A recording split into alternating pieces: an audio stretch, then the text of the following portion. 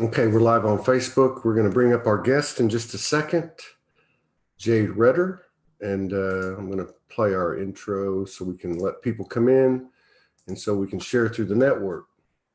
So we'll see you in just about 2 minutes.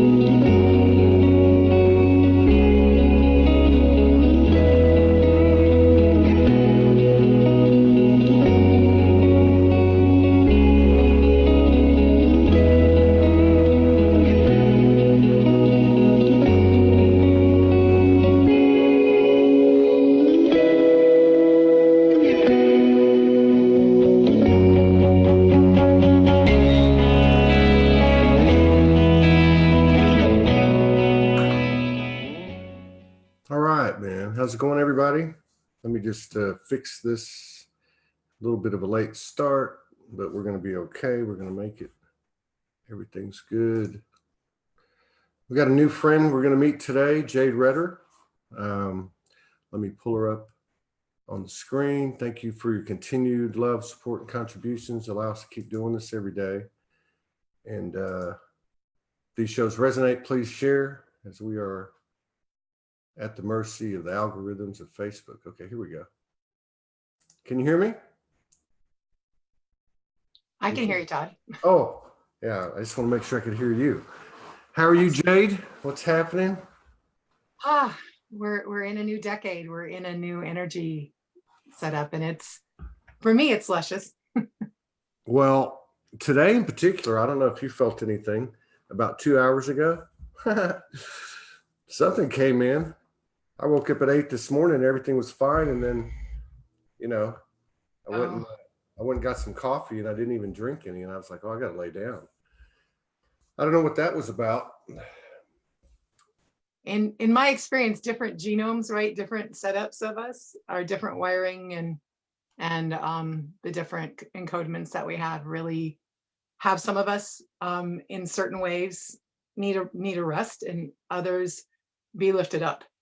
So, yeah. And it's never the same all the time, right? Oh, no. You know?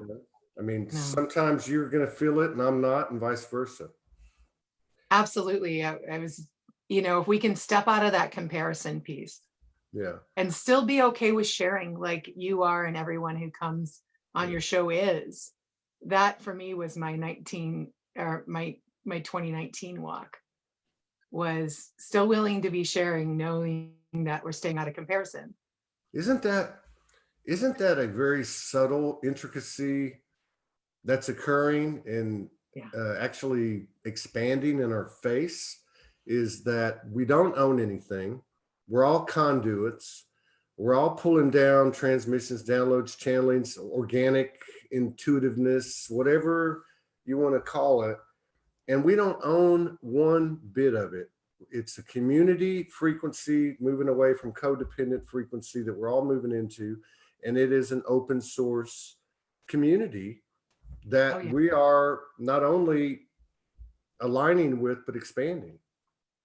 Absolutely. And I've seen people that have been on your show that have had, open source their whole lives, like I have, and others who have tapped into the open source more recently as far as at an awareness level. Yes. So I see it available for all. It's getting out of however they get out of the complex conditioning. That allows for the freedom to be in the awareness of that flow, and then from there in the engagement. So, yes. But it's kind of a challenge to the human aspect. That's what I was getting at. Is it's kind of a challenge to the human aspect because, you know, we've been talking about this stuff. It's like we talk about whatever's happening. It's like one sequential, you know, show after another, and it's just a continuing conversation in regard to entitlement. That's been brought up in the past week. Like, you know, I've been downloading for 20 years, and I got this information, and I'm going to hold it like this, or I'm going to charge this or not charge that, and no one's got the answer yet. You know, we know it's not going to be what it was, but it's really challenging to the human because it's so subtle and it runs so deep. How do we be this community? How do we ourselves be this free energy and open source and do it, like you said, without comparing us to anyone? Because every time we do that, we are the line of separation. Yeah, and there's so much juiciness in that unified field. There's a lot that's going to come through for all of us. I mean, we're on a journey to the next big energy.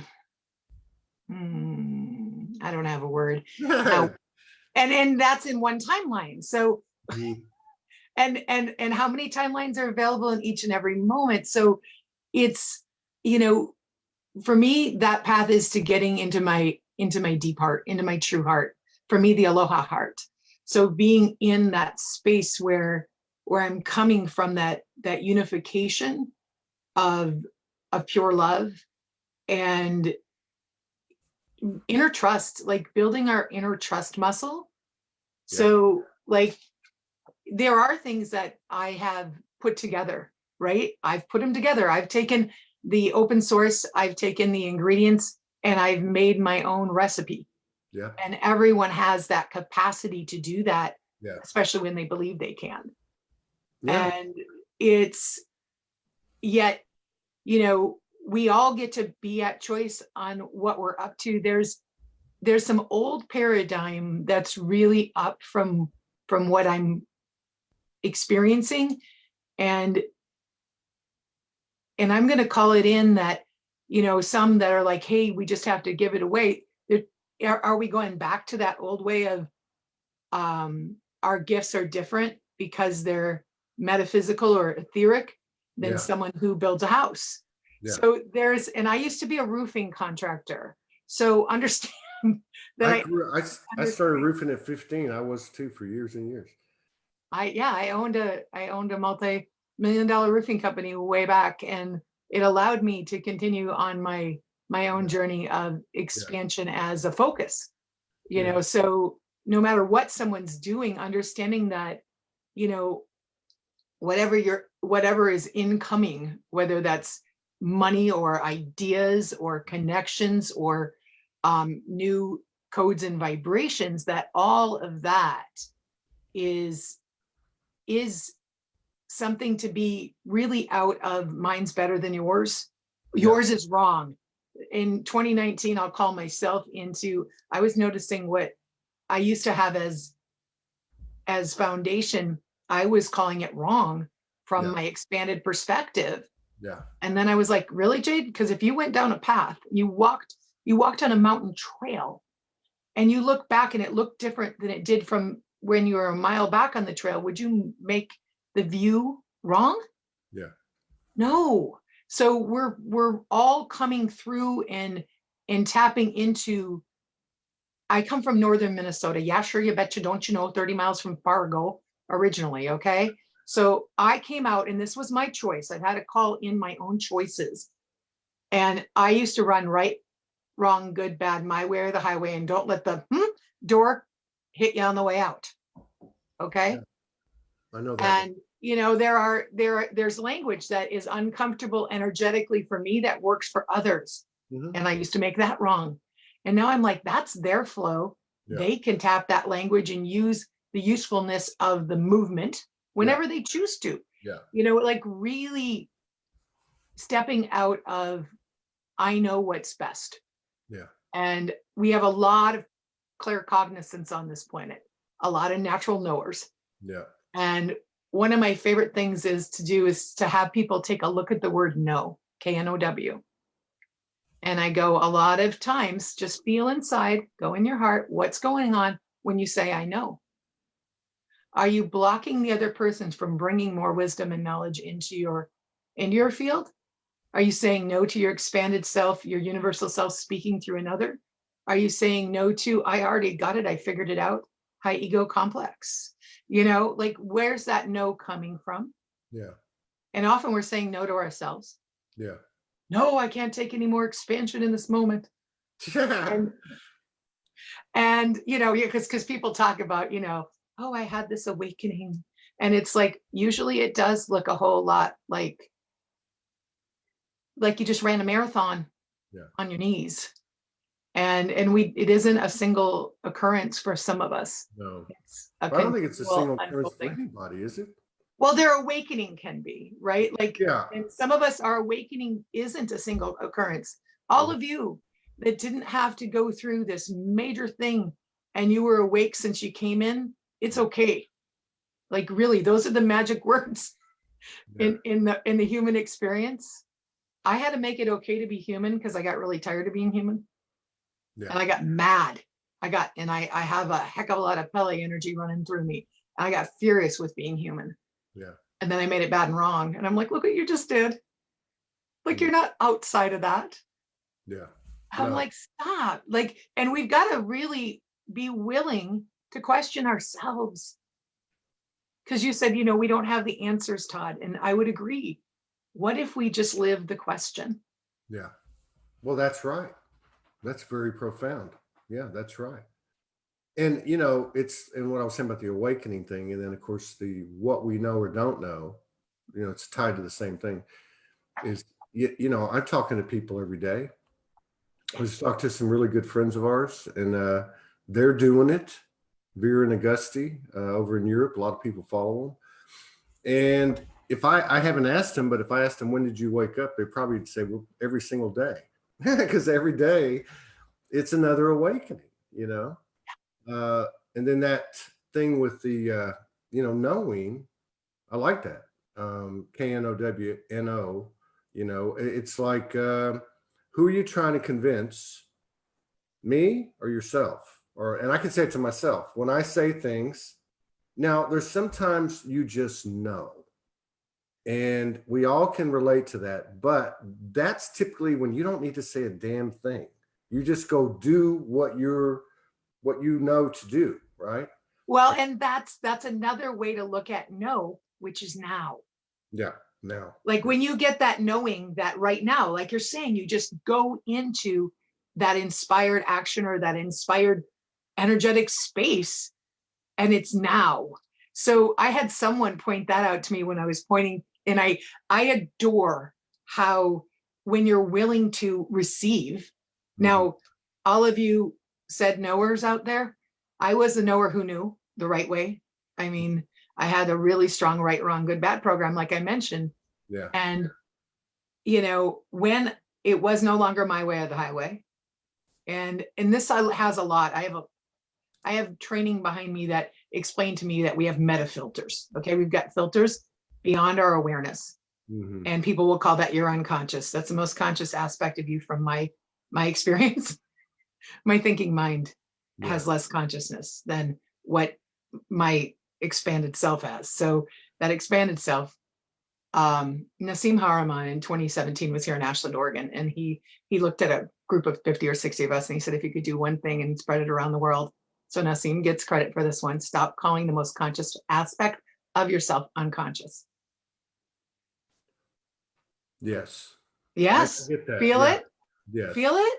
Yeah. And so when I started studying neurolinguistics and other things 20 plus years ago, I knew innately, like you're talking about, Todd, you have that knowing that you know is truth for you, that calling my body, mind, or my expandedness unconscious was incorrect. Yeah. But I had nothing to base it on. I'm super, because your thinking mind has only so much of a capacity, and we know that. We've been blown out. Yeah. And probably over and over. It's running in a virtual reality based on the rules and the parameters of the virtual reality. And the unconscious, well, I love the way you or he explained that. Yeah. To me, it's the intuitive and the imaginative, and it's actually, for me anyway, there's the thinking conscious, or what, and then there's that imaginative intuitive, and it's like right in between it. Well, and then we have beyond all thought and beyond our imagination. So for me, it's that multidimensionalness of us. Yeah. Beyond the emotions and the senses that we have here as human beings, which I know so many of your guests, we talk about, like how like that a multidimensional self has a whole different form of consciousness. Yeah. And sometimes it's a vibration, sometimes it's a sound, and just allowing that form of intelligence to come through, and where it doesn't have to be cognitive intelligence. Rarely is it a word. Oh, you know what I mean? I'm like, for me, it's no word. And sometimes I'll find a word, right? To try to make a representation of it. Sometimes you can bring in a tone or a sound to really do the embodiment. So embodiment is one of the places where I've had to make a big, long walk in this life. See, so I just got to give you your props on that, because I didn't read your bio, and I don't normally do it anyway, but I try to be spontaneous on here. But because I already know from scanning of your bio and then just your energy and what you said too, you've been in the game a long, long time, like Morgan, like 20 plus years, right? Yeah. And for someone like that to come on here and say embodiment has been a long, long walk for me. Morgan told me for the first 2 years that we were started hanging out, and nothing matters until you embody it, and I was like, 2 years, the first, when I heard it, I was like, oh, well, what does that mean? Well, you're connected, but until you embody it. I'm like, what does that mean? And for 2 years, I would ask her every now and then, as the conversations would be had, what does that mean?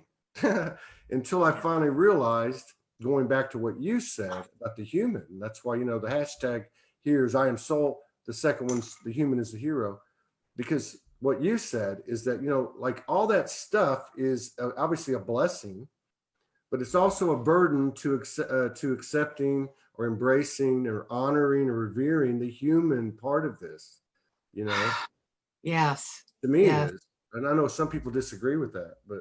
Well, and people are going to disagree with a lot of things along the way. And if we can be okay with being disagreed with and having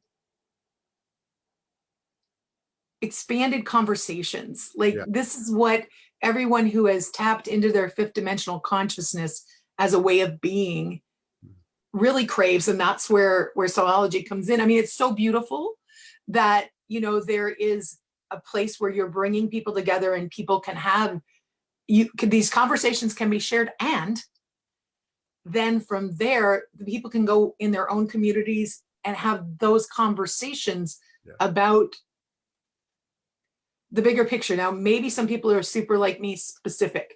I'm naturally wired to get into real specificity. Yeah. So I've always wanted to understand how. Yeah. Okay. There are what people, why people, and how people. All right. I was a how person. I was a why and how. I didn't really care about what. It was there when I had why, and I figured out how. Yeah. And I used to make myself bad and wrong for making energy practices that were step by step to walk us in our humanness through how to shift and change energies, especially for those of you awakened into your lower body, third. Yeah, it's not a consciousness, but when you're awakened in your body, it can be really uncomfortable. And Todd, you mentioned, like how Morgan was talking about, you've got to embody it. Well, some of us came in awake in our bodies and consciously awake with no regulation, right? No one taught us energy hygiene. Right. That isn't something that no one says, brush your energy. Well, please brush your energy. So, when we go to embody even more of our consciousness, it can get even more uncomfortable. Yeah. And one of the things that I'm seeing more and more of is amplified inflammation, even when people are eating the most clean diet, taking the best supplementation, putting in the best water. And with the amount of photon light, because you mentioned this at the beginning, we had, Jade, something came through a couple hours ago, and I'm like, yeah. And I went like this with it, and it had you have to rest. And when we look at that, and there's what I'm seeing, and this is just what I have in this moment been reminded to, and that's an R-E word, and I'm working on no re's. So that I'm mindful of. I can shift my own language a lot. And that when we have interference in our physicality and our energy, subtle anatomy, that often it's difficult to deal with the amount of light wanting through us. So here's an example. Both my parents, who just turned 81, they were, both of them, in 2 weeks' time at the farmer's market, dizzy. And my dad didn't tell me, he just said he didn't feel good, and they left. My mom, the next week, she's like, I've been having these dizzy spells. So I pull a stone out of my purse. I hand her the stone, and she breathes with it. It was a local piece of pyrite from here in Northern California. And she's like, wow. And so when I saw my dad the next time, I said, Dad, just open up and imagine that there's space between your cells, because your cells, by the way, don't have much matter. And I've known this since I was a child. And I used to say, why can't I stick my hand through my hand? This isn't solid. And my brother used to walk into a wall. So they brought in a couple of us that were a good time, because they were Northern Minnesotan, Scandinavian Germans. Your brother would try to walk through the wall. So he's got it too. So it's, oh yeah. Yeah, but he's very practical, and we're hilarious. I've got a podcast, and I'm excited to bring him on like once a quarter and have a conversation, because we have really different lenses, yet we're in the same place. Now, he might not remember that. I remember it like it was yesterday. I've learned this, though.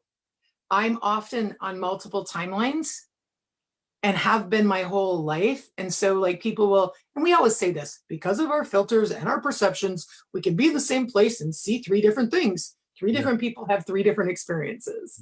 And that's cool. That's how they brought it into logic. I'm just bringing it into awareness that maybe you're participating in multiple timelines at the same time. And while you're participating in that, people are, having a different experience. Yeah.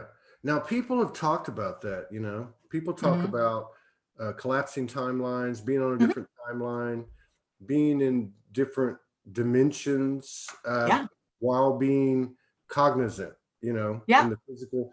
And I'm always intrigued by it, because I don't think it's something you can actually pin down by one person's explanation, but I'm just curious. You said you've done that quite a bit. What does that feel like? What does that look like? Just from a personal standpoint, because maybe it'll help some of us. Sure. Similar, or there's some code in there we can pick up. Well, for me, in retrospect, I see that I was like one place. There have been times where I'm sitting in a room and I'm having a conversation, and I see me somewhere else doing something else, usually in different clothing, and I don't even look like the same person. Yet I innately know it's me. Yeah. So those kind of things have happened. So, people would be, well, like you're lucid dreaming. Yeah, while I'm having a conversation and that's awake. That's what I'm picking up from you. And I had some intense lucid dreams last night, which at this point in the game, when that happens, I'm paying attention, and when I woke up, and all had to do with family, all the family, like a lot of people can relate to. We're moved over here and they're all over here now. Not that one's better than the other. It's just the way it happened. It's a common characteristic among what people call starseeds or light workers. But it was a very, very deep kind of thing. Do you have those type of, do these multiple timeline recognitions, do they come with like an intensity, or are you really kind of just observing?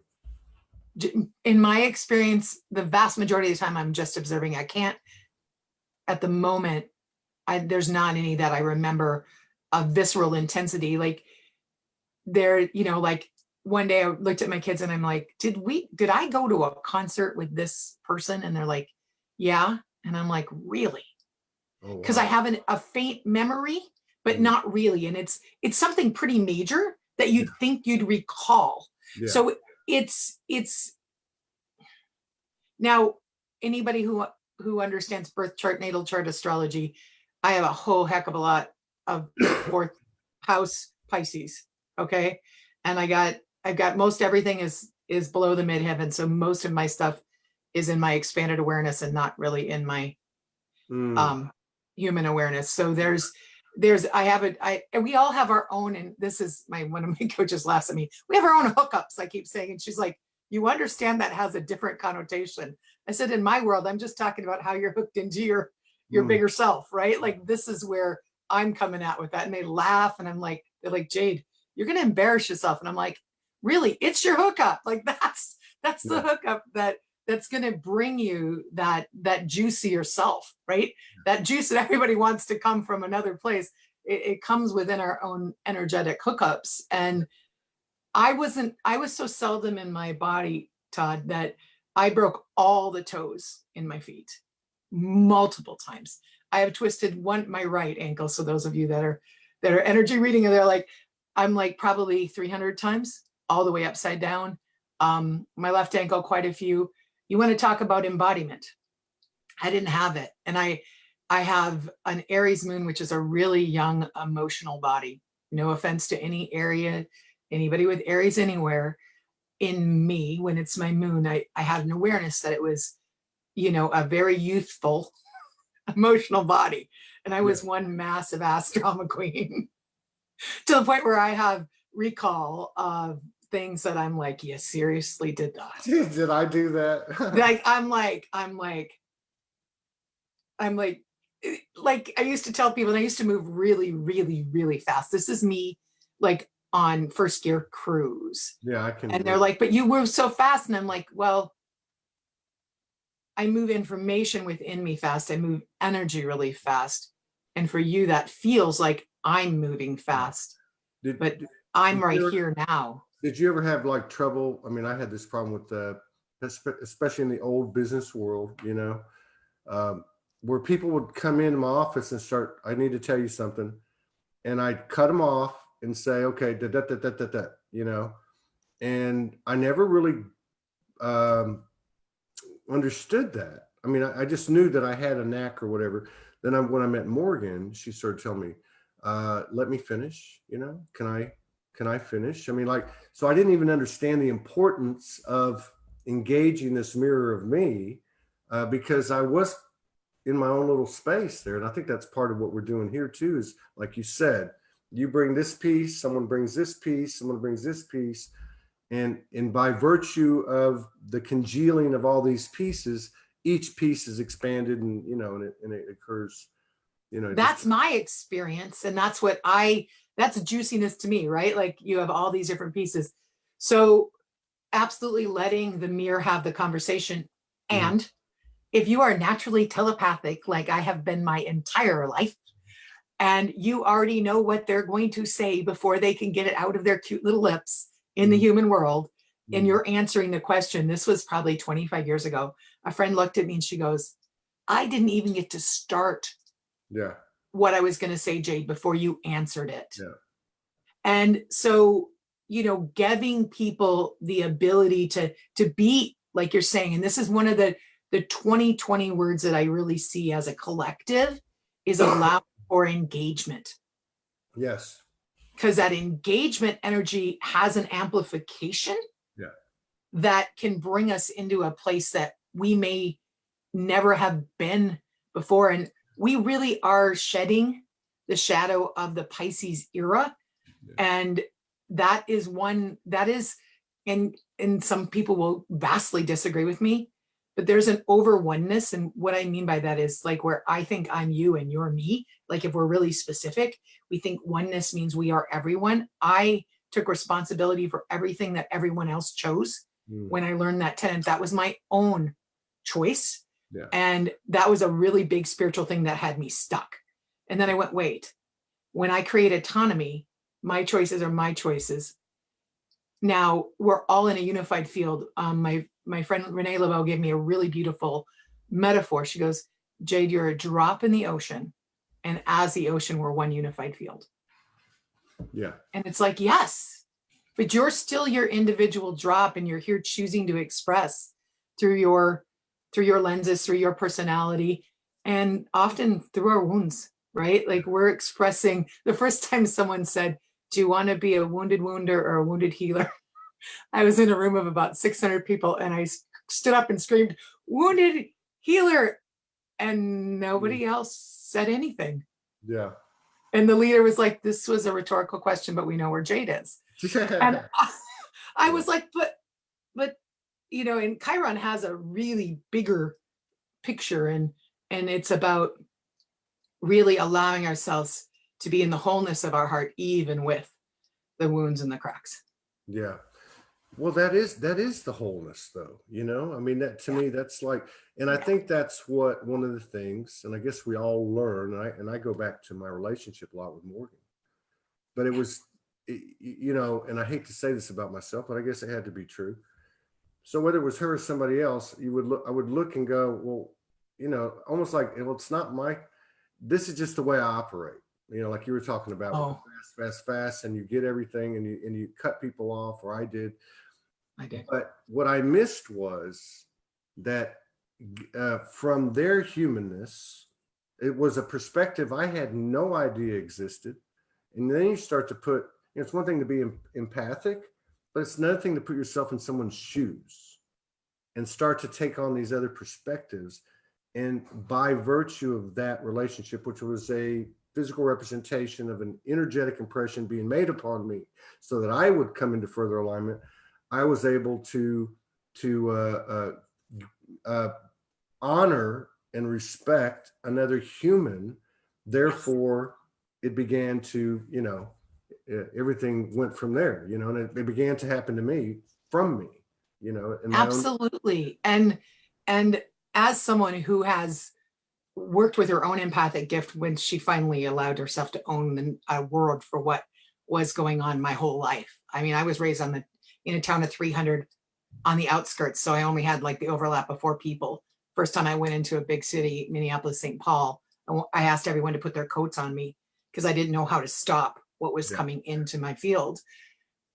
The evolution in my own world was from an empath to an aware path. And that's exactly what you're explaining, is how can we be in the awareness that the other person is right now engaging with us.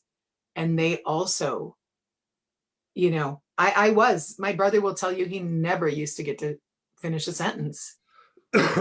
And part of that is respect. And another part of it for me is the awareness that I was actually doing the KNOW underlined NO. Yeah.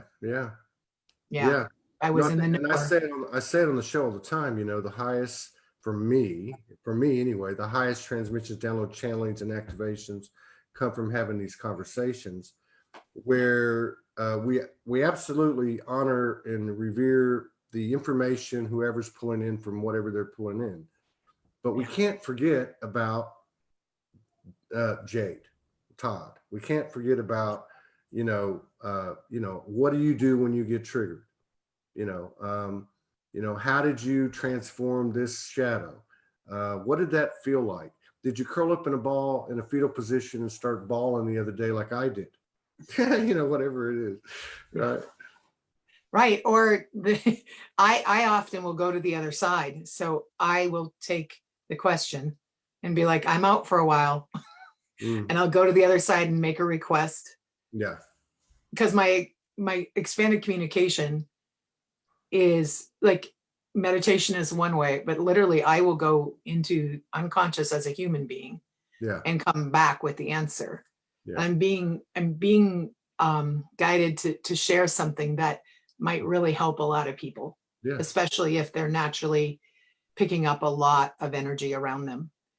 And it's a story of me deciding to do an energy exchange with the ocean, which, as a huge amount of water being, I do a lot when I'm near it. And I was in southern Central California. That's funny. I was in Central California, down towards Santa Cruz, and but this wasn't long after Fukushima. Okay. And I'm down there, and I start talking to Kanaloa and the other gods of the ocean. I start working with the energy of the ocean, and I'm like, I'm going to give you whatever is ready to be taken. Please take it. And I'm going to bring to me whatever there is for me to bring in from the ocean. Thank you for representing the mana, the life force of all that is in a physical reality. Thank you for being that representation. And I get back in the car, and my 18-year-old at the time is with me, and we're driving, and all of a sudden it feels like someone has put shrink wrap on me and started the blow dryer to make it smaller and smaller and smaller. And literally I feel myself contracting, physically contracting. And we get to where we're going, and I can't do it. And I have this very responsible self too. And my 18-year-old's like, Mom, what's happening? And I need to drive. I didn't say a word. She's just like, oh my gosh, super intuitive, hooked up kid. And I'm like, I don't know. I have to take us back to the hotel. We get to the hotel. I look at her and I go, grab your swimming suit, grab your towel, grab a sweatshirt because it can rain. And eat cookies if you want to, like, which isn't in her world, right? But eat cookies if you want to in the lobby.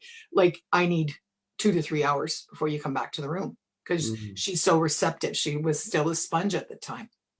And I said, I need to know what happened. I'm going to the other side. When I come back, I want to know, number one, what happened? Number two, how I can stop it from happening again. So when I came back about 2.5 hours later, I literally had embodied the fear of everyone a nice amount of fear, but many people were putting it into the Pacific Ocean after Fukushima. Fear, right? The radiation, I had people who I thought didn't give a banana if I existed on the planet tell me you can't move to the Pacific Ocean. You're going to die of radiation poisoning, right? So literally the fear that I took into my field, because I chose to have an exchange with the ocean that had a lot of that amplified, froze me. I had never felt freeze. So fight, flight, or freeze, right? What our parasympathetic nervous system does as a natural safety mechanism. And I literally was in freeze. Wow. And so the solution that came through that, because I'm like, fine, got it, thank you. I'll share it so other people know to pay. What do I do? Yes. Like, how in the physical earth plane with human beingness do I deal with this? And it was to create filters, to make an agreement that I could have a filter. Now, in the old days, right, we used to have auric eggs and we had all these things, but imagine a filter, and I create mine multidimensionally. Yeah. And I don't even know what's in my filter, by the way. I don't have to have it knowing at a head level, but I asked the filter to be created by my multidimensional self to filter out the things that would be hurtful and harmful to me. Now, mind you, we're going to have obstacles. We're going to have challenges. We're going to have things that come up, but I haven't had that experience again. And it has really helped. One of the things I have is a filter between me and electronic communications. Many of us, like you, have hundreds and hundreds and hundreds of videos out there, right? And it's just a way to just have the energy have a buffer, an energy buffer. And the first one I ever built, it looked to me like a furnace filter, but a good one, like a HEPA filter made with all the metals of the earth plane that would really bring it through instead of bringing it into me, just bringing it back to the void of creation. So filtering, like creating your own conscious filters, is a super powerful way to be able to be empowered, to be in places that can sometimes be really difficult for highly sensitive or empathic people. Yeah, that's a good point. And then, like, you're bringing up the Fukushima thing, and we don't need to get into all the disclosure aspects and conspiracy and all that, but it just goes to show you that this quote unquote game, this perfect game we set up, this virtual reality we set up, it's not the physical things that happen, you know, it's the energy behind them. So there's more potential, I guess, you know, obstruction coming from the mere implantation of the, you know, of the, you know, supposed consequences of this event, Fukushima, this event. It's that same thing that froze you up. Yeah. It wasn't the water that you might swim in or the fish you might have eaten out of the water or Nope. the location. It was the fear that you picked up. That's the way you're built. Yeah, I literally embodied the overlay. Yeah. I embodied that fear overlay, and it literally took me over. And you know, this is the kind of energies that if we're paying attention, we'll start creating our own supportive energetics here on the planet, right? Yeah. And I've had to, and just, oh, by the way, I've had to walk out of light love. I mean, not that I didn't always work in overcoming or transcending or transmuting energies, but you know, I truly had walked into a little bit of a whitewash, you which is higher fourth dimensional consciousness to me. Like whitewashing it in my fifth dimensional consciousness, it acknowledges that there is dysfunctional energy in my experience, including in my own makeup, in my DNA, and my encodements. Yeah. Right. And taking and being in communication with that in whatever way that is, on my own or with a facilitator, and really allowing things to be my active participation. Yeah. So 20 years ago, Todd, we wanted it all done for us. And there'll be people who still say, well, let it get done for you. Yeah. Well, personally, I choose to be a facilitator. and at times there are things in the facilitation that can assist, yet you have to be an active participant in your own evolution. Yeah, there's no. And 20 years ago, when I used to say I'm in personal evolution, people would be like, Darwin? Like, I mean, and now if you say the words personal evolution, they're like, yeah, I'm on a path to self-realization and actualization, and I know enlightenment is available to me. There's a huge message of celebration in the last 20 plus years. The collective consciousness has loosened and expanded in such a great way that, you know, even last April, I couldn't in a group transcend the victim archetype. It was too big to be in ecology. And by July, just months later, it was available for me to do in a group setting, which was mind-blowing to me. That, you know, even in 2 years before that, in individual settings, it was far too much for some people's energetic makeup to be in good ecology, where they wouldn't be in a response. So one of the other aspects that would be really helpful that you and I spoke of is to step out of the processing. Yeah. Okay. So, and people can agree or disagree. I'm cool with either one. I was brought in October 2016 by a friend. He just said to me, people are dying from unprocessed pain and emotions, Jade, theirs and others, especially people who are healing practitioners. And I said, yeah, I've seen this. And I've been at the experience of being in the pain. So and he's like, can we change that? And I said, and out of my mouth goes, yes, we can. So any of you who have talked in we since you were a child, you are a conscious channel, is okay. It's okay. It's okay. It made me bad and wrong for talking in we when I was a kid, and I stopped talking in we. And let me tell you, the ego loved when I said I. You know, the ego loved it. I have a videotape of me in 1999. It's related to roofing, but I said I so often that I literally would get physically ill listening to my own video. Yeah, and it was in a trade show. So, Yeah. But And the we thing, you know, it's funny because people used to ask me back in the day that I'd always be talking about Soulogy, and I would always say, we're going to do this and we're going to do that. And they'd be like, who's we? I don't know. You know, I never really thought about it. It just well, felt, and I had it felt weird to clients say that are like, I, and I said I many times, don't get me wrong. well, and then you'd sometimes, if you're a conscious channel, you'll say Yeah. they say when you're still in breaking down in the hierarchy. And that's one aspect of our own expansion. Like personally, I'm having to clean up a lot of hierarchy that I was entrained with. Yeah.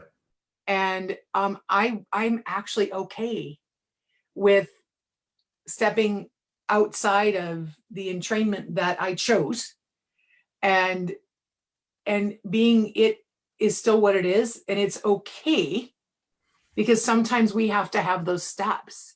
You're in not our attached. expansion. You're not attached. I'm not attached, and I'm out of judgment. It's for me. Yeah. And I think that's a really good point. And it goes back to, I wanted to ask you about the filters thing, because I want to make sure we have enough time to talk about what you do and what's going on. Oh, okay. But so you brought up the filter thing earlier, which I thought was a great way to, and I don't want to use the word protect, but to shield ourselves, or to, you know, uphold our field or sustain our field. And now you're talking about this example.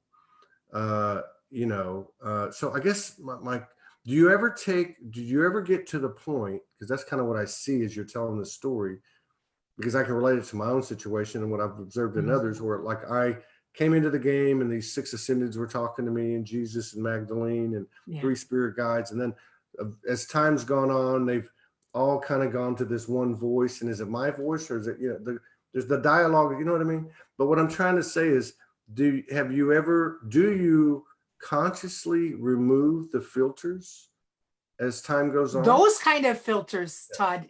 Yes. Yeah. Yeah. They were like, for me, they were stepping stones. Yeah. And like, so an example would be, I never knew that I consciously channeled Saint Germain. Yeah. Never knew I did it. Lived on Mount Shasta. Remember when someone handed me a book, don't go out before you know who Saint Germain is. And I'm like, and then in 2016, I'm back up. I don't live far from the mountain now. And, you know, I just heard, hey, could you tell them this, Jade? Like, I've been talking to you this whole time as a construct, right? It's an energy construct. When you understand that all of it is you, and you mentioned something, Todd, and it's not an ego you, by the way, everyone. It's not like I am bleh. And some people are that on their way up, and that's cool. But what I'm talking about is when you stop being codependent on something outside of you. Yeah. And that for this girl has been a journey, and I'm still on it. Yeah. I mean, I personally, it's a journey of going, and this is where kind of that I am energy of the expanded I am energy. And it's interesting. I will talk about my expanded self, my universal self. Last year, I started really getting into the questioning of divine, because it's divided, me and the divine. Yeah. And I'm like, who? Divinity, feel it? Divinity is a unified field. So I'm going into my own heart and asking for me what words resonate. Yeah. They may be different for each of us. Yeah, true. And being okay with that. And like, you know, stepping into, like I used to say, your divine self. Well, it wasn't wrong. I now say creator source, which is an aspect of you, which isn't any, it's more expanded. And, you know, that's how I have experienced it, right? Like that's been my own personal journey. And everybody's journey is theirs. And like you're talking about, like, now I still receive value when someone is bringing through a energetic that is on a stream, a pure stream of one of the kohans of some kind, right? Something that is an energy holder, or, and so there's another piece. Oh, there's 2 little pieces that I would really adore to share. Yeah. And that is, if we can move from holding space to creating space. Feel the difference? That's true though. I Yes. I like that little twist. Yeah, because the holding space, yeah, that sounds good. But you're actually, because for most of us anyway, Right. I don't know, I would think most of us, it takes a conscious effort because of all the acceleration of change and everything we've been through to actually, quote unquote, hold space. So you actually have to create space, because you have to consciously say, you know, like we were talking about earlier, I'm going to listen, you know, or I'm going to be, you know what I mean? And not, you know, let that other part of you that wants to talk and that, you know, let it go. Yeah. Well, and that's a, Todd, that's a different perspective than I had on that. So thank you. Absolutely. The biggest thing as a space holder, I was naturally a space holder. The first time someone said, you know, I was at some training and the leader was like, get up front if you can hold space. And all of a sudden I'm on a stage and I'm like, what am I doing here? And he's literally going, that's your ego. You're not ready. That's no. And he's going down the line. He's kicked off 50% of the people on the stage. There's probably 16 of us up there. He gets to me and he goes, oh, you got it. And my human self is, I got what? I don't even know what he's talking about. And I'm standing here and now I'm supposed to do it. And yeah, that was an experience. And I did, what he did is he blew someone's mind. He took their construct and expanded it to where there was no construct, took them into total ambiguity. And then it really did loosen up the entire audience of like 400 or 500 people. And there was probably about 10 of us there. And here's how I took holding space, Todd. I took responsibility. This was my construct, another spiritual thing that had me stuck. And I was responsible for holding it up like Atlas has the on the back. So I'm responsible for holding it up, and keeping it safe, right? So I'm in massive, you know, mama bear protector mode. And then I'm holding the space. I just, again, put out something about a week and a half ago and led a group through a 5-day. And I put it out there, but I didn't say I'm creating the space for this. I was still in the old construct energetically. It's like, why am I exhausted? Why is all this stuff going on? And I'm like, hi, Jade. I hear myself, you're holding space again. So for me, the difference is creating a spiral vortex of energy, going both directions, by the way, in expanding and bringing in. Okay. So that spiral is going in a dual direction. So it's like a multidimensional spiral.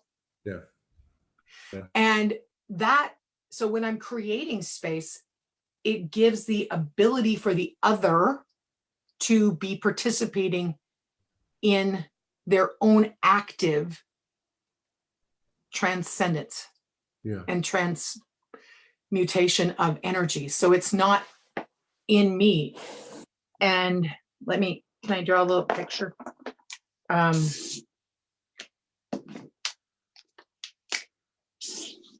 Give y'all a visual. I'd like a prettier color, but seemingly these are the 3 I got right now. The created space is the bigger. This could be a participant and this could be me. But this is the space that we've co-created. So it's a shared space. It's a shared space. Yeah. And do you feel the difference in consciousness that's in that shared space? Instead of a single consciousness expecting itself to hold and be responsible for that. It's magic. You have I want to make sure are you okay to run over a little bit? I'm good. I have there's no time. So you have at least one, I think 2 that I'm privy to, unique modalities or processes. What can you talk a little bit about? You know, like this is you have the floor. I mean, mahalo. You want to do an activation or a channeling or a blessing? How long do we have, Todd? Because if we can go another 15 minutes or so. Okay. But what I was going to say, or if you want to just talk about different things that you think are important. You know, this time it would be okay if I talked and I'll tell them where they can get some access. Yeah, because like my clear, I want to make sure that people know where they can find you, know that have an idea of what you do, and any events like the one you have with Kathy coming up, so that people can have that information. Verbally, and in the links in the comments. Too. All right, mahalo. It's all yours. All right, thanks so much, Todd, and thanks everyone for the opportunity to share today. It's the synergistic fifth dimensional consciousness talks and beyond are always so much fun. So I work in the world of multidimensional transcendence. I'm an energy alchemist, and many of us are. The area where I'm really called to be of support is for those that are ready to bring out their light message. They're stepping out of being a light worker. By the way, that can be a really painful paradigm energetically. And if you step into light messenger or a light, I remember years ago being told to stop light work. Can you slow down on that part? They were a light worker and they're stepping into what? And well, they can choose. Everyone has choice, right? But light worker has it has a heavy energy for most of us. And it can be very exhausting. And I moved into light messenger way back. I had a mentor ask me to stop light working and start light bearing or light shining or light anything that wasn't working. I didn't hear her. A newer mentor said it again, and I heard her.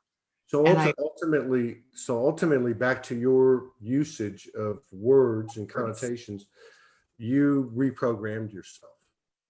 I reprogrammed myself, and I accessed a different stream of energy, Todd, which is even for me the magic part of it, right? Yeah.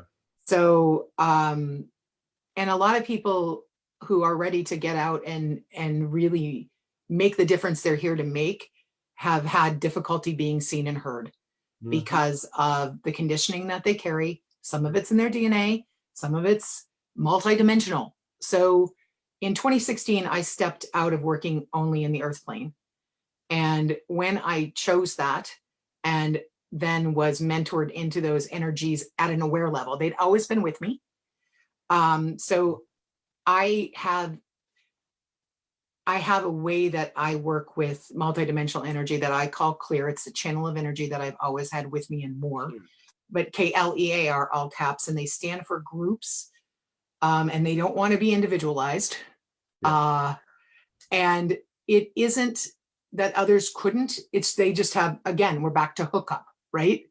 And so I help people clear and awaken. So it isn't just about the cleanup. It's also, in my experience, about the fill up. So some of us have naturally stuffed and stored old thoughts, things we didn't want to deal with. We didn't want to process that, right? And family dinners are like a great analogy. You're at family dinner and something's going on, but you're like, I am not going to go there with grandma right now. Just stick that in my pocket. Oh, I'm not going to go there with my brother. My brother is so good. He triggers me. And then he hooks me like I'm a Merlin and draws me in and watches me play the drama queen. The last time he did that was 2018. So it can still be done. I do assist people really walking out of most of those emotional triggers. It's the emotion set that has such a multidimensional impact. We work a lot on our mindset and on our awarenesses, but that emotion set. And a lot of us are suffering from complex PTSD. I'll just call it out. And that's where the clear magic works, because you don't have to know what it is. That's right. And there's no processing at a thought or emotion level when we're clearing. Now there's no spiritual bypass too, because people will be like, you're bypassing. And I'll be, nope. What happens is your awarenesses will come to you, what you need to cognitively be aware of to continue your evolution in the next 3 weeks or so. But they'll come to you so that you can engage with them and either work on that energy as far as getting into relationship with it or going, you're no longer part of my life, right? We've phased, we're in different places, but you're going to become aware of those things. And it's a way to really evolve with more ease and grace. So that's been where my heart is at, is really supporting people from a place of ease and grace. You might be able to tell by just having a conversation with me that there's a flow of energy, that we all have our own flow of energy. I've consciously worked on my flow of energy in this earth experience to be the most gracious and heart-filled. And that is my everyday step. When I stepped on the path of La'aukahea, which is to make the call to our expanded self in the ancient Hawaiian tradition of Huna. That is one of the things that comes with me, but aloha, like that's a state of being for me. And it is that heart-centered state of pure acceptance and allowance of others, and of love and of appreciation and gratitude. And I was told to get the email beingaloha@gmail.com when I walked back into my office. And it has been my daily step. It is to be aloha. Right on. And do you have I don't want to no talk, Todd. You brought something up that it's real prevalent right now. Sure. A lot of people will agree, whether they like it or not, because I've been watching the trend over the last few months, now that we're in 2020, or by the Gregorian calendar in 2020. And that is, everyone has kind of got the message now that it's time to step up. Yeah. And oh yeah. Some people, like me, I have other issues. I didn't have as much of an issue, I guess, apparently, to get in front of a camera, 6-7 years ago, whatever. But there's a lot of people that are, have sat in the back, probably as a result of just coming here, to Candace's point, just coming here created some level of PTSD in and of itself, but just not wanting to step up, not being comfortable, not being able to relax, not getting past the point of self-consciousness. Do you have anything to share on that, where might make it easier for people to step up and get past that anxiety and fear? So on my website, which is myname.com, JADEREHDER, how we say it over here in America is Rehder. In Germany, you'd say Rehder, right? But Rehder, like now going to be Las Vegas's team, I guess. Yeah. So there is, and it still says light worker because I talk the language they talk to the best of my ability. If you page down my website, there's a 3-day light worker healing, and it is a clear for judgment. There is, here's my brain, what's in there? There's one on worthiness, and there's some support on stepping up. You've got some there. I've got resources for him. If it's anxiety, Todd, now you mentioned that is probably the number one thing that I see. Because I mean, anxiety is an energy that, if you can turn it to excitement, it's on the same stream, by the way, people. It's like fear and love, like they're on different ends of the same stream, like anxiety and excitement. So there is a clear for anxiety that is open to everyone. The light worker 3-day is an opt-in. Under my free resources, there is it says empath relief. You click on that. There's a clear for stored anxiety. Yeah. There's an explanation of what clear is. Clear is the way to transcend energy using the channel that comes with me. There are 2 energy practices, one called the drain and one called self-sourcing. So we tapped on this earlier, Todd, a little bit about how when we're sourcing, most people who are watching are going to also maybe see themselves as a starseed. Now we could own 1 million labels, and we're all of those.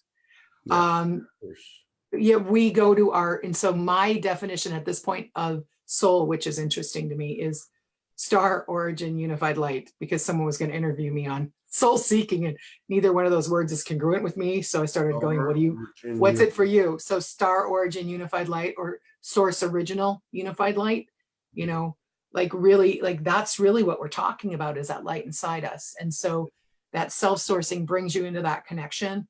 And the magic comes from when we start receiving from our own light and wisdom. And you're going to be part of telesummit? No, I'm on the next one. I'm on the next phase. I just want, you know, I don't do this a lot. And Kathy's a friend, but you know, everyone's Kathy, I asked Kathy, what do you want me to share? And she said, just talk about you. And I'm like, so I haven't even got, so Kathy Mason has got a telesummit coming up. I don't have the information yet. No, that's okay. If you're not in it, don't worry about it. I mean, it's just, I don't normally do this. So I get it. And I wasn't ready to do promotion for. But no, she's a wonderful lady, and she connected with Morgan, and Morgan said, I looked at all these bios, and these are people I'd love to have on, you know. So I'm like, but I just I'm in so much gratitude for the opportunity through Kathy to be able to connect with you, Todd, and through Morgan. And you know, I've been watching you guys for a while. I mean, you bring such awarenesses that allow people to have their own clarity. And that's really where the magic happens. One of my zones of energy transformation that's really powerful is the shadow of the Piscean era. And that's where we have these 4 major archetypes that we are all asking to step out of, but they're complex, and that's victim, hero, martyr, and savior. And victim, hero, martyr, and savior. And I know you said something about human hero, and I get it. No, I got you. I know what you mean by that. No, you don't have to worry about, that's not going to offend me at all, because that's no, I was just pointing out to people that there are different kinds of heroes, right? Like, no, I get such different kinds of heroes. Absolutely. And that's a lot of the stuff that has a lot of us stuck is the overmerge. Yeah, but it's like love. It's like you could say one of the archetypes or one of the illusions that we have to let go of is earth love. Yeah. You know, yes. You know what I mean? And so there's love, and then there's love. I mean, you know, we say I love you, and it's like doesn't mean anything anymore. You know, it's like I love you. It's codependent frequency. You know what I mean? So I get what you're saying about the and exactly, you know, the codependency we're all asking to get out of. The Piscean shadow feeds that codependency like you wouldn't believe. I'm in my relationship right now is 6 years old. It's the first conscious relationship I've had. So any of you who are naturally an empathic controller, I got you. I get you, because I've been that empathic controller, trying to control the outside so that you're not at the effect of what's going on. And it's a power play for our egos. And you calling it into frequency. No, we could go into frequency and frequency we're not talking about measures here, people. Not higher or lower. That's another. We could go on that tangent for a couple days. No, we could go. We'll have to get together again, and this at least broke the ice. And now are you in Ashland now or Northern California? I'm in Ashland. I base out of Ashland, Oregon, the most of the time. I'm often on the Big Island of Hawaii, and I spend time on Mount Shasta, and I travel around. But we passed by you like 4 times since. Oh my gosh! I know, man. I live right off exit 19. We stopped in Ashland twice, and we were going to meet with a friend there, but we couldn't work it out. And so next time we were in it's 111 here in Arkansas. We were in Shasta. We were in Northern California in Junction City, out near Weber. Sierras. So we get back up over there, then we'll have to definitely have to see if we can create a little energy together. But I'd love to sit down with you again. Now you actually speak very same language as my wife does. It's the same energy the whole 9 yards. So I totally get it, and we could go a lot of places with. Now, do you have anything coming up? Do you have any courses? I do. I have a Shadow of Pisces group that starts on the 13th, Monday the 13th of January. That is super reasonable to go through those transcendence. And by the way, we awaken the Aquarian energies inside you. So waking up that encodement is one of the most luscious things I ever figured out to do here for me and those around me. Let's see. So that starts January. January 13th. 13th. Okay. Yep. Goes for 5 weeks. Mm. So it's, there's a lot of energetic. I'm really a high-tech, high-touch gal. Yeah. So I like to have the tech involved with what we're doing, and I show up because it's that co-created space. Now, are you on this journey? Are you on this journey by yourself at this point? Are you cohabitating? I mean, I know that's kind of personal, but I'm just curious. Oh, I have a sweetheart. I've been in a relationship with him for 6 years, but I live a very independent life. We work on intradependency. So I'm sometimes off like somewhere else. I lived in Hawaii for 6 months during this relationship, and he lives somewhere else. I know you and Morgan have been, I mean, you can be in totally different places. Absolutely. And it's not about physical proximity a lot of times when you're in a conscious relationship. I'm just curious as if there was well, because especially like, you know, most of these couples that are coming to the surface are recent, you know, a year, 2, 3, 4, but you're together 6 years. And I find that's another fascinating subject, is how two people navigated, for instance, like in this case, the last 6 years. What did that look like? You know, because this is another thing that's being left over here besides those 4 archetypes and what the definition of love was. And that is, what does that relationship look like? Because everyone thinks it's, you know, fluffy love and light, pillows and, you know, it's just, but it's a, you know what I mean? You know what I'm talking about. Oh, I know what you mean, Todd. You know, I, about 7 or 8 years ago, told my children, I have 3, that, you know, relationships can have expiration dates. So know if there is one before you go in, because some of them are for a season or a time. Yeah. And you can ask that.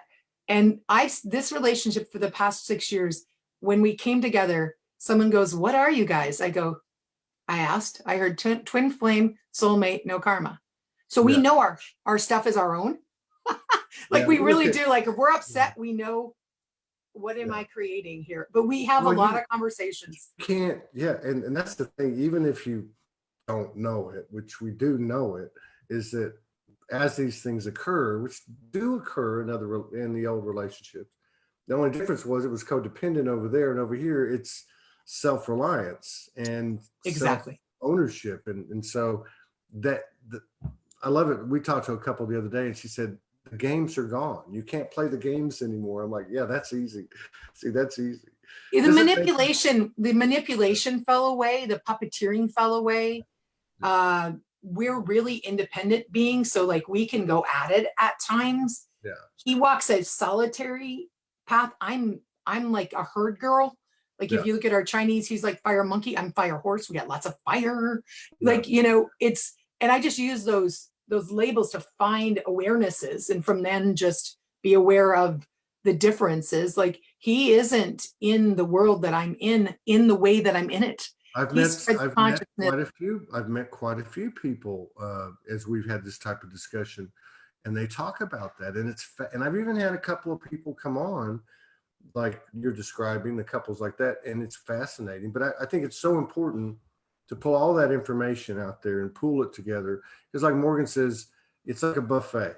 You know, people come in the door, and you know, it's no different than going down a news feed, and this resonates with you, and it may not with me, but everything is presented when it needs to be presented. And plus I have a curious mind anyway. I find it fascinating. I find it fascinating that people can actually have gone through this stuff. I didn't realize we're going on 5 years. I didn't realize we'd even gone in that context until you said 6 years, but we've had people 20 years. We had someone on the other day that they live in Shasta. I can't remember their names right now.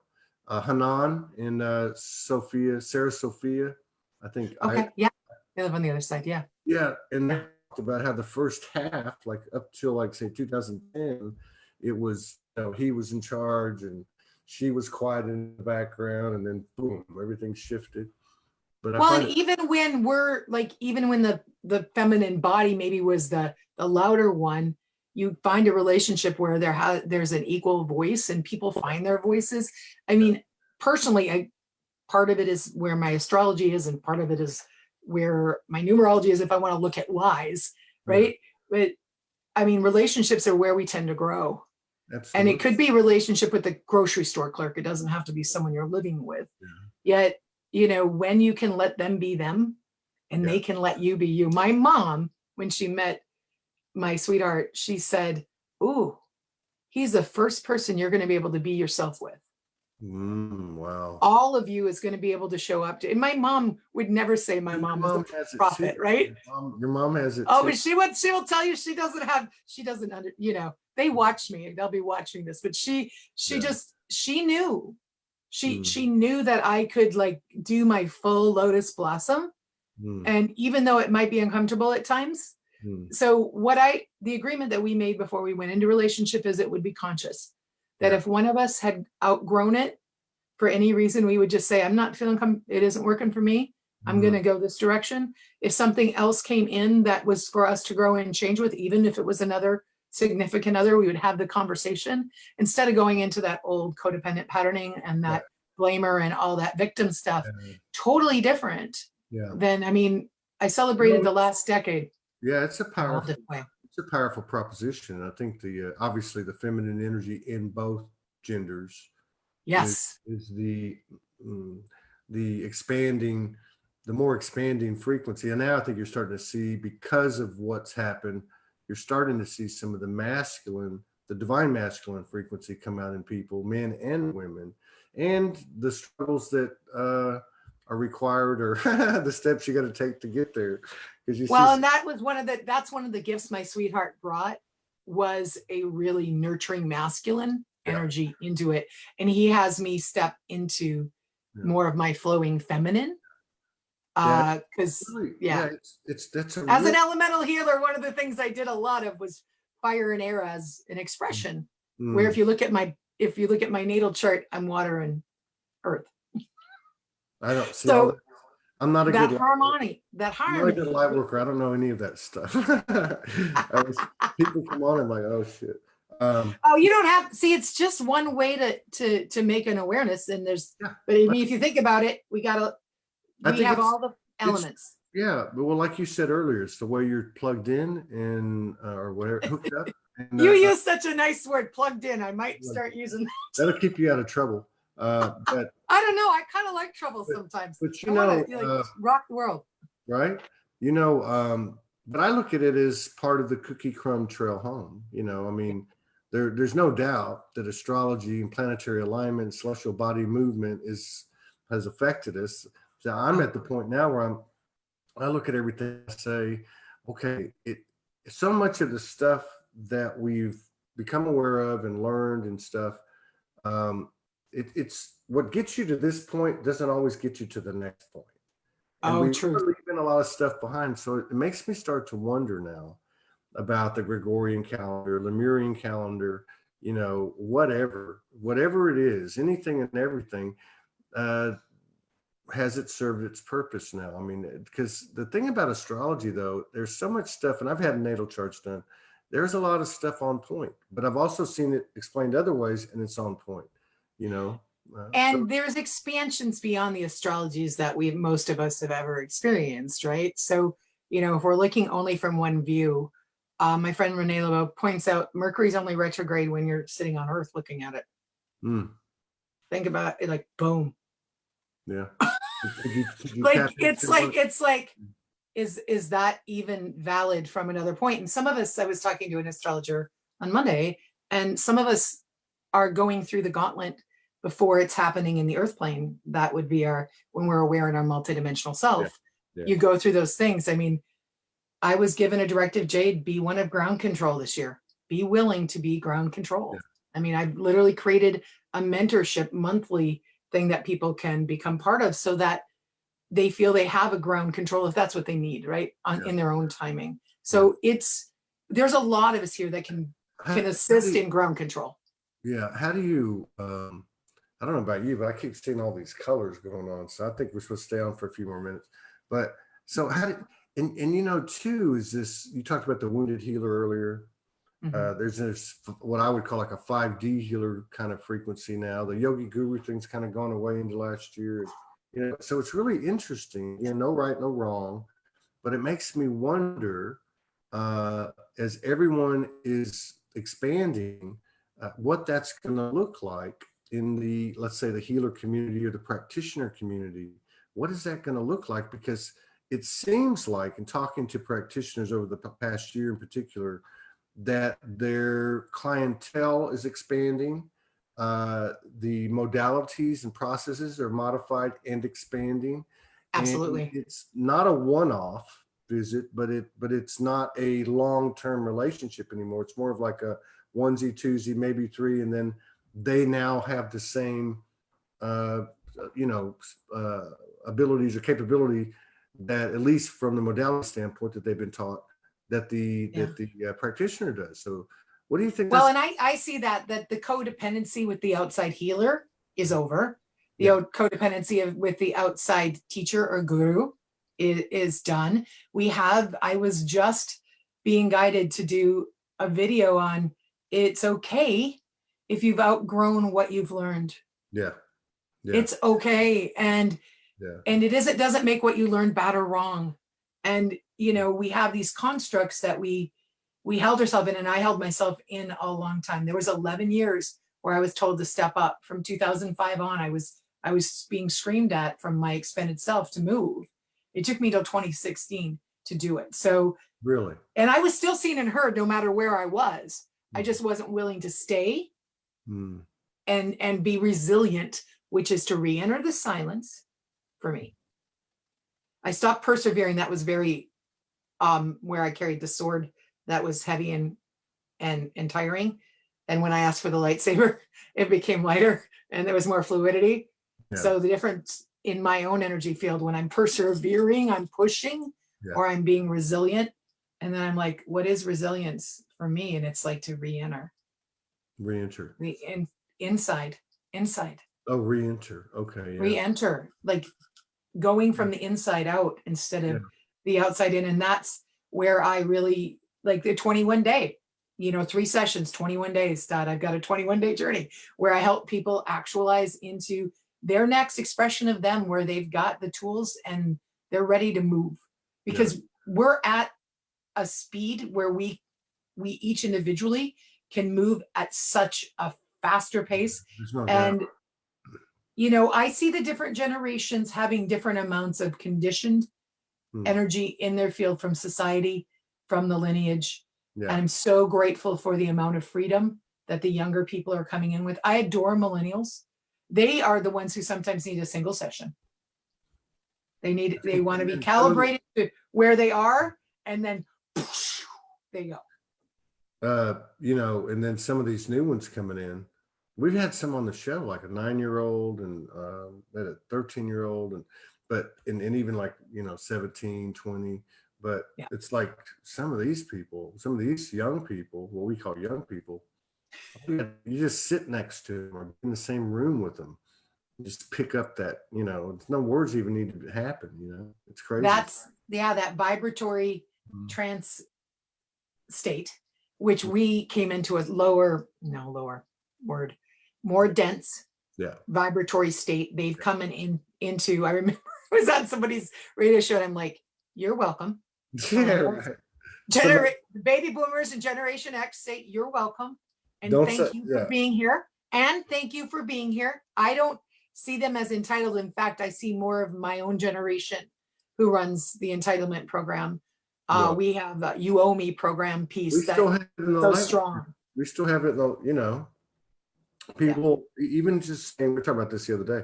So people just saying, hey man, I've been doing this for 20 years. I've been serving the universe. And so just, let's just get it over with, push a button. Let's have the financial reset, the RV, the Nacera, the whatever the hell, the spaceships land. So everybody's in Nirvana tomorrow. I'm like, that's entitlement. That's entitlement. Well, I did this, so I should have this. I mean, that's a give. That's, that is very third dimensional consciousness, which is by default. I did this. I cared so much. I served. And those words really, for me, as someone who was an overgiver and an overcarer, and I used to say, your rope is untied. You're jumping off the cliff. Your rope is untied. Well, I was attempting to to supersede their choice. Yeah. And I really, like you said, what's going to happen with practitioners going to move to facilitators, Todd. Yeah. Yeah. And when you're a facilitator, the facilitation happens for as long as it needs to happen. Right. And then the facilitation is done. And sometimes people will come back because you're the facilitator for them in that moment. But when we move out of practicing, we don't even like the word practicing, right? Yeah. And then and we move out of healing another, right? We can be conduits for an energy field and facilitate that energy resource. It's very different. Yeah, true. It's very different. Yeah, true that. Yeah. And the other thing that's happening, we were talking to our friends this morning about it in another way, but it's all the same thing. The energy, the universal energy that has landed or whatever rebirthed and is expanding on this in this realm will not allow anything like any type of codependent frequency, anything that has agenda, anything that's not, not aligned, it will not allow it it won't sustain itself. It just won't happen. So, it's a good time. And it's really uncomfortable if you're running those codependent patterns. Yeah. It's going to be, it's a good time to, resilient, going within. Go within, to go into the silence. Yeah. Re-silence is what resilience is to me. Like re-silence, especially this. Yeah. Yeah. My cognitive speaker. I'm telling you, it's taught me a lot in the last few months. And beautiful. I'm sure to Morgan's relief. Because I tend to, I am a talker. I mean, that's just part of it. But you can be a talker and still be a great listener. That's one of the things I've learned. I'm not saying I'm a great listener, but what I am learning is that when I'm quiet, I gain so much because my observation levels have gone really high. I can see energy better, and that's because of that. I don't say ability, but because I'm looking at things from a quiet mind and seeing things energetically, there's less judgment now, less resistance, less attachment, and I mean, it's because I'm seeing it through the eyes of the soul, basically, because I'm shutting up, getting the hell out of the way. Right? Well, the conditioning likes to talk. Yeah, it does. It sure does. And I'm a huge talker. I'm a huge talker, Todd, or we wouldn't be here an hour and a half later still having a conversation. It's okay. I've learned that some of our voices are conduits of shift, right? Like the voice itself brings a resonance with it. Absolutely. And the conversation allows the cognitive to then do its own 360-degree full spherical expanding. Yeah. And we have more room to then have, like you're saying, the colors come through because there's space. And we could go on forever today, but and I've watched it too, because we've had the honor of having most of these have been women, because, let's face it, that's what makes up the majority of these communities, or this community. But anyway, they've come on here for like the first time or one of the first times. And I've watched them go the other way. And they'll come in and it's beautiful, and it's a pendulum, and they come in like, I'm scared. I'm like, hey, we'll just have a conversation. They come in and it's like, oh, whoa. And then like the next 3 days later, they're like, hey, can I come on again? Can I come on again? And it's a beautiful thing, because you can't, none of us are going to ease from one side of the pendulum and just find that zero, it's going to have to go like this just a little bit, You know what I mean? There's a little dance to it, and that's okay, man. That's the best part of it, is being able to talk to someone like you or whoever, and that the human aspect is given as much of an audience as all the multidimensional parts of that person, So it's absolutely. And you brought up something I have to visually show really quick. So Todd's talking about how the pendulum swings, right? But as we evolve and expand, it doesn't swing as far. Yeah. And that's where we can enter those 0 point experiences. That was a very good little prop there. Yeah, you just and the triggers go with this. And then all of a sudden there you are. Yeah, exactly. In the now moment. And it's really cool to have been through my own journey with that and be able to reflect and view, is a better word, to view how I used to show up. Yeah, it is. I didn't do the middle. So I was taught 3 levels of listening one time. Listening for what's in it for me. I was a rock star at that one. And listening from a feeling place. So you knew if the other person was okay. I was that one. But I missed the middle level of listening until I was taught it. And that was, what is the other really communicating beyond words? That's what I'm talking about. I know. It's what you said you're really getting into. That's the part that's the part I missed. And part of the reason I missed it was because I didn't even know what the words meant at the time, because I was intuitive and I knew I was, but I was so arrogant about it that I didn't care what they had to tell me, or that they needed to say the whole thing, even though I knew what they were going to say and I knew what to go do, because it was all work oriented, most of it. But yeah, so these that's what the whole thing's a paradox. We think, oh my God, Jesus came in my face 8 years ago and we had a conversation, and nothing against that aspect of me in the universe, but it's these little human things like, oh, embodiment means shut the F up and listen to the person, not for what's in it for you, not to think about what you're going to say next, but just to kind of see what's their world look like. Wow. I mean, that seems so insignificant and irrelevant, but man, does it carry massive code and activating energies, Absolutely. And your emotional body gets to be in with you. And that's where a lot of the starseed beings, that they've blown the emotional body out, and they're kind of at the effect of it, right? And when you're in that silence, you can bring all of that back online in an embodied place. And I have, so I know it's possible. No, I know it. And I'm gonna say we could go on forever, but so there's almost like, and I've experienced almost like a robotic thing starts to happen. Or like something sad comes on the TV or something happens and everybody's crying. You're just like going, why am I not crying? but again, it's that little pendulum. And I think we come back to, I like the term now, zero limits, not 0 point, but we come back to the zero limits, and we actually have an expanded expanded emotion. Emotion might not be the right point, but it's an expanded compassion or expanded empathic frequency. We're able to detect even more, but it's because, as Morgan taught me, back to Morgan, I came out of the box 8 years ago, and when I got my download, I was like, I am soul. I am not just a human being. I am soul. And everything was, I am soul. I mean, I was like, boom, boom, boom. And then I met her and she's like, yeah, that's great. But, you are a human too. And you got some shadows. And I'm like, man, F that. I'd hang up on her.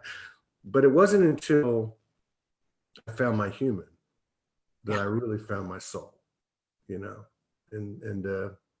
and so to be able to talk to somebody like you, who's been in the game a long time, who has retained and expanded and sustained and grown, the human part of us. Because to me, the human part of us is no different than any other multidimensional part of us. In fact, it's probably more important, because why the hell would we be conscious here 99% of the time, when we know we got only 1% of our multidimensionality in that consciousness fully? You know what I mean? It's like, yeah. And I mean, for a lot of us, 2019 was about the body. 2019 is going to be more about our bodies, right? Because we're dealing with the amount of light codes coming through us into the planetary realm. And, for me, it has been a continual evolution of my view. I'm working and stepping out of beliefs even. Like I have views, because I can look out that window and I see trees. I look out that window and I see a house. They're totally different views. I look that way, I see a wall. Over here I see a painting. And instead of locking myself into something that is solidified, I just allow it to be in a more fluid place. And it's been a massive amount of freedom. Yeah. And it really helps me staying out of the comparison. Yeah. Morgan uses the term lenses. I had, you always have these unlimited lenses, and you just found a new lens. Yep. And I literally have colored glasses right over there that I use. Yeah. I like what you said too, because it's fluid. It's not, it's fluid. It's like, it's a, use the term view, or current perspective, or whatever you want to say. Yeah. Because, and I think this is the ultimate, daily discipline of humility, is when you wake up in the morning and it's a whole new game, and everything you were and knew through yesterday, doesn't make you, your shift still can stink, so you just got to stay open, and we're kids every day, learning every day. Yeah, wonder. I've had to move myself into wonderment. It seems to be more heart-centered in my own experience and more youthful. And because I remember as a child going, what would it be like to be on the back of that butterfly? Yeah. Right? Or how would it be? What if I was the caterpillar and then I became a butterfly? I remember literally sitting with milk pod plants, asking myself these questions. And then I got into knowing, and then I got into learning, and I got into telling. And now I'm going back. What if I'm a caterpillar? Yeah. Isn't it cool too that we're not, weird is the new cool now. Right? Strange Their definition in Webster's dictionary of weird is amazing. I bet.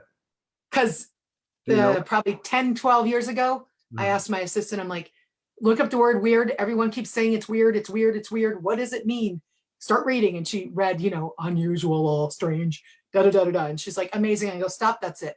Weird cubed, baby. It's all about being weird cubed. Yeah, there you go. That's multidimensional weird. There you go. All right, well, you take care. All right, Todd. Peace out. We'll do it again if you're open to it. And I'm open to it, absolutely. Yeah, we'll get a little more specificity since we've had this. Yeah, we'll go in a direction. I wrote some stuff out. We didn't go into any of it. Don't worry. It's 60. I think I'm gonna have to go recount, because I know it's getting close, but we're almost at 1,700 episodes. And but wow. I think at 1,700 episodes, that's probably happened like 1,000 times. They never get to go to their notes, basically. Oh, who needs the notes? I was just putting in energy in to support whatever came out. So I'm just aloha to everyone, including Morgan and Todd, and thanks so much for the opportunity. Thank you. Ahui ho.